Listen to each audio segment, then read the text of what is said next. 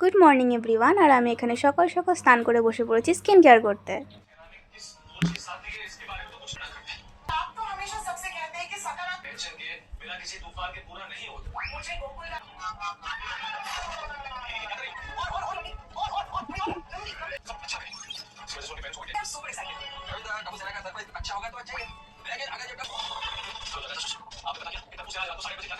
আমার শরীরটা কিছুদিন থেকে ভালো না থাকায় মা আমার জন্য চিড়ে ভিজিয়ে রেখে গিয়েছিল লেবু, নুন আর চিনি দিয়ে।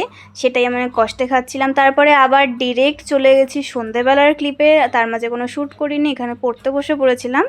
তার মাঝে মা নিয়ে চলে এসেছিলো কফি বিস্কিট। তো সেই কফি বিস্কিটটিকেও আমি এনজয় করলাম। বাড়িতে থাকলে তো অনেকই আপ্যায়ন পাওয়া যায়। পড়তে বসেছিলাম তো তোমাদেরকে তো দেখিয়েইছি যে কফি নিয়ে এসছে। এখন মা আবার নিয়ে চলে এসছে আমার ফেভারিট ঝুড়ি ভাজা, বিষ্ণু ঝুড়ি ভাজা, যেটা মাহিদিকে হয়তো তোমরা সবাই চেনো না। আমার পিজিতে আমার রুমমেট, আমার দিদি, আমার সেকেন্ড মাদার, অনেক কিছুই। তো আমি বিষ্ণু ঝুড়ি ভাজা খুবই ভালোবাসি, যেটা এখানে পাওয়া যায় না। মাহিদির বাড়ি কলকাতা থেকে আমার জন্য মাহিদি নিয়ে আসে। 15 minutes later.